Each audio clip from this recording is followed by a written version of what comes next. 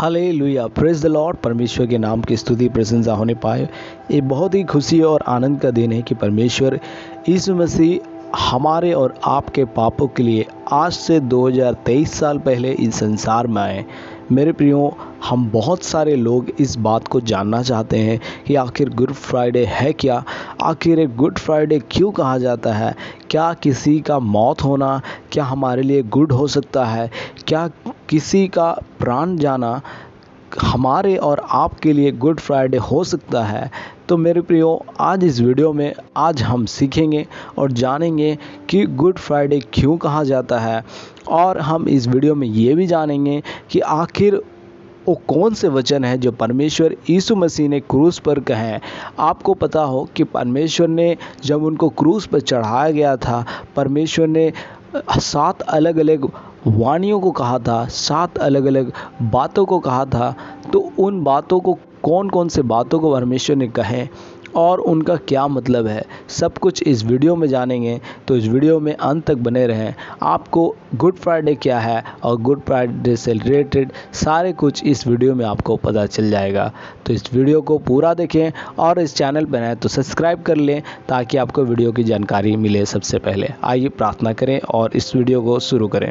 मेरे प्रियो, कल है हमारा गुड फ्राइडे यानी अप्रैल 6 और ये गुड फ्राइडे का दिन है। मेरे प्रियो, संसार भर में सब जगह इस दिन गुड फ्राइडे मनाया जाता है। और मेरे प्रियो, आपको बता दें कि गुड फ्राइडे जो है एक मसीहों का त्यौहार है, जो कि एक काफ़ी बड़ा त्यौहार है। मेरे प्रियो, गुड फ्राइडे हम इसलिए मनाते हैं इसलिए क्योंकि परमेश्वर यीशु मसीह इस दिन बलिदान हुए थे। कई एक लोग इस बात का तर्क उठाते हैं कि क्या यीशु मसीह का मौत होना हमारे लिए गुड फ्राइडे हो सकता है। तो मेरे प्रियो, आप और हम इस बात को जानना चाहिए कि परमेश्वर यीशु मसीह का इस संसार में भेजना परमेश्वर का एक महान योजना था। ऐसा परमेश्वर ने सब कुछ पहले से ही तैयार करके रखा था।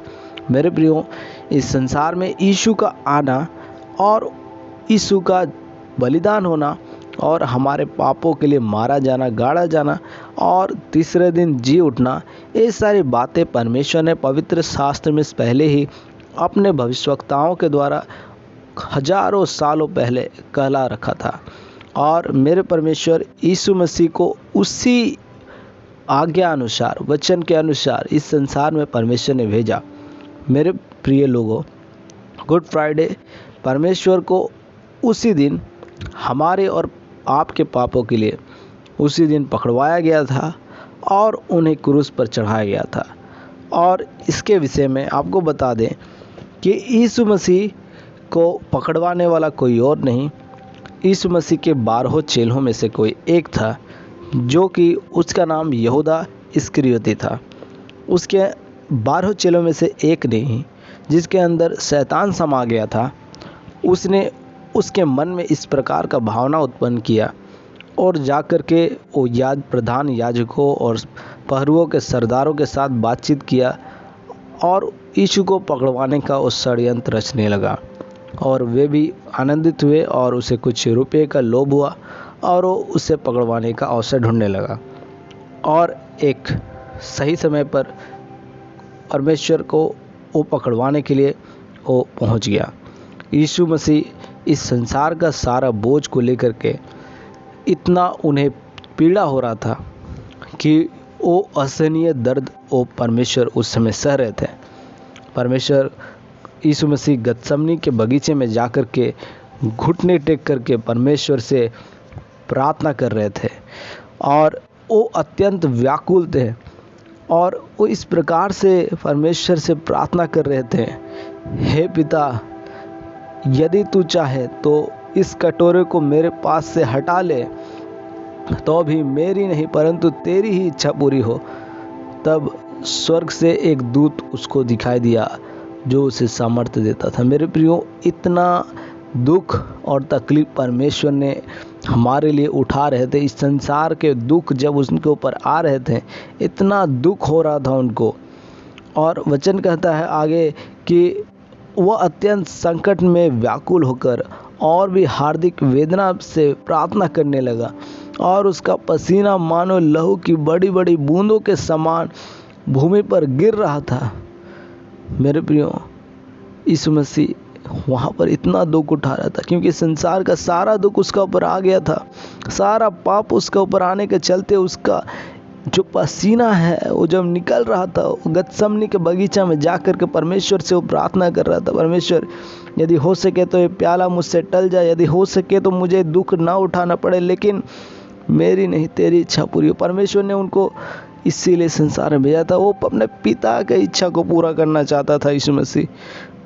मेरे प्रियो, यीशु मसीह वहाँ प्रार्थना किया और वहाँ पर उसका पकड़वाने वाला आ गया, यहूदा इस्करियोती उसे पकड़वाया गया और उसे पकड़वा दिया, और उन्हें प्रधान याजकों ने उसे ले जा कर के बंदी गृह में डाल दिया। उसे इतना मारा मेरे प्रियो, वहाँ पर इतना उसे मारा गया, उसे महासभा के सामने पेश किया गया, यीशु का अपमान किया गया, वहाँ पर उसे इतना प्रताड़ित और ताड़ना दिया गया। मेरे प्रियो, यीशु मसीह ने कभी भी कुछ भी नहीं कहा। उसे सब कहते रहे कि क्या तू यहूदियों का राजा है? यीशु कभी भी कुछ नहीं बोलता था। जब पिलातुस ने उससे पूछा क्या तू यहूदियों का राजा है, उसने उसे उत्तर दिया, तू आप ही ये कह रहा है। मेरे प्रियो, पिलातुस ने उसमें कोई दोष नहीं पाया और उसे हेरोदेस के सामने यीशु के भेज दिया, और हेरोदेस के सामने यीशु को पेश किया गया, और वहाँ पर उसने भी उसमें कोई दोष नहीं पाया। उसने भी उसे अपमान करके फिर पिलातुस के पास भेज दिया, और पिलातुस वो बार बार कहता रहा कि मैं इसमें कोई दोष नहीं पाता हूँ, मैं इसे पिटवा कर छोड़ दूँगा, क्योंकि ये मृत्यु दंड के योग्य नहीं है।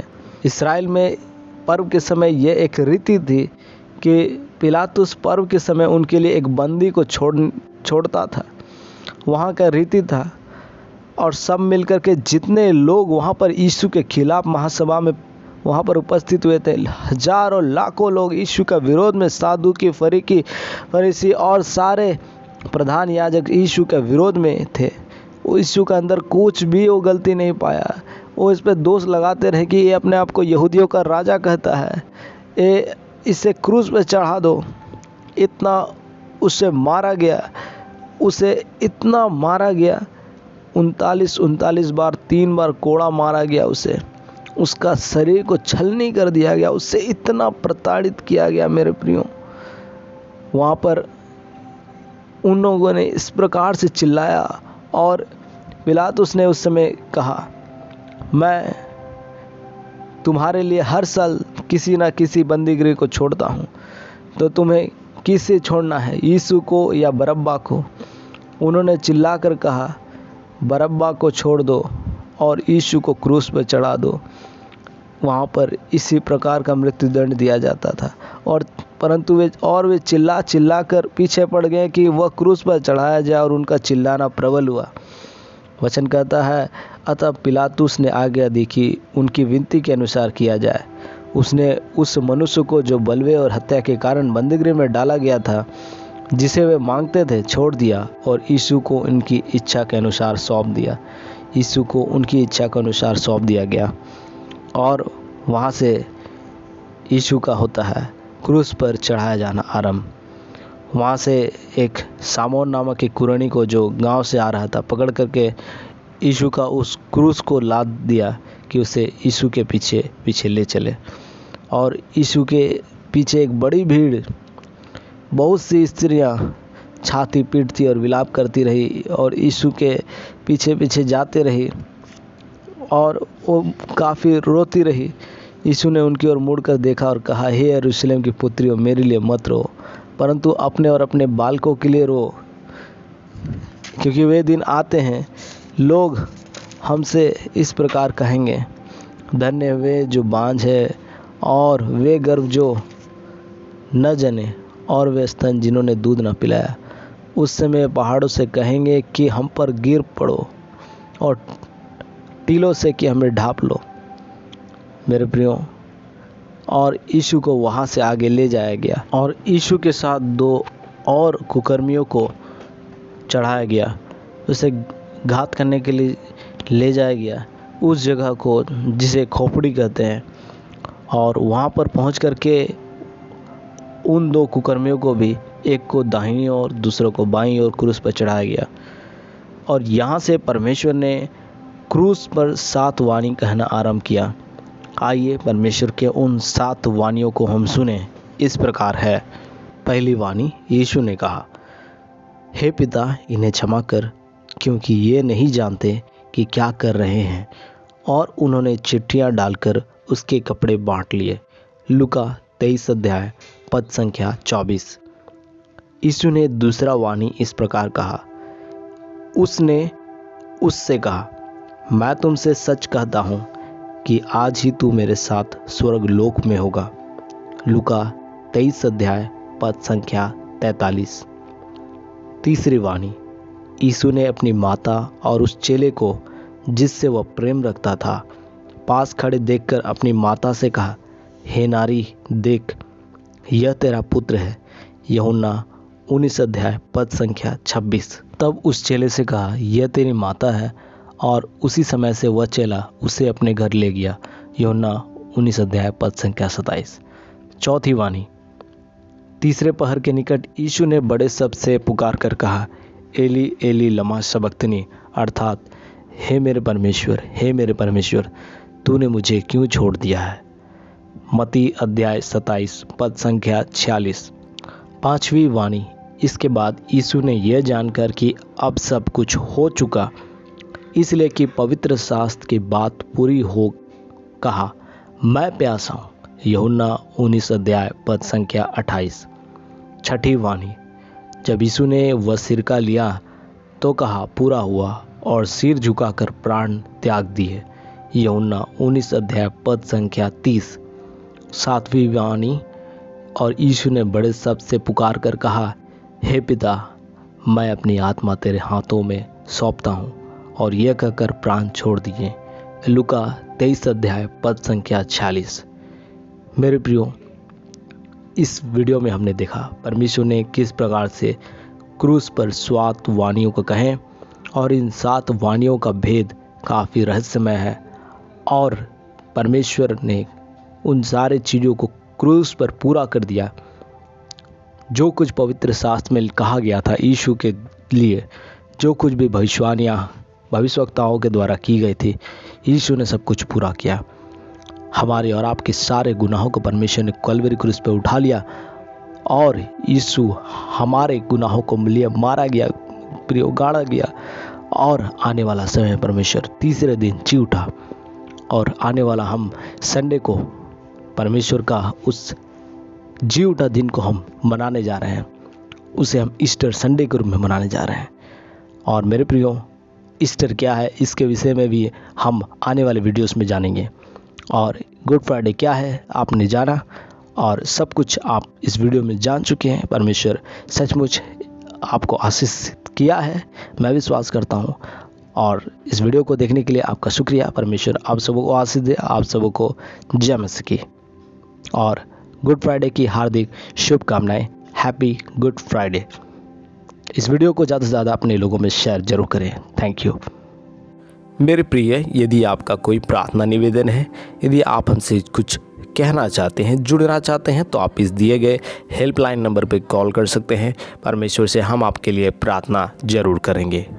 आप इस दिए गए नंबर पर या फिर बैंक के माध्यम से, किसी भी माध्यम से आप अपने बीच दिए गए नंबर पर हमें बोल सकते हैं। परमेश्वर सचमुच इसका प्रतिफल आपके और आपके परिवार के जीवन में देंगे। आमीन।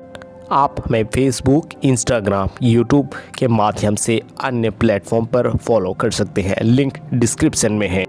यदि आपने made for Christ YouTube channel को सब्सक्राइब नहीं किया तो सब्सक्राइब कर लें और घंटी के बटन को दबाएं, ताकि आपको वीडियो की जानकारी मिले सबसे पहले। और इस वीडियो को शेयर करें ताकि परमेश्वर का वचन दूसरों तक पहुंचे। यहाँ तक वीडियो देखने के लिए आपका शुक्रिया। परमेश्वर आपके और आपके परिवार को आशीष दे। आप सबों को गुड नाइट। जय मसीह की।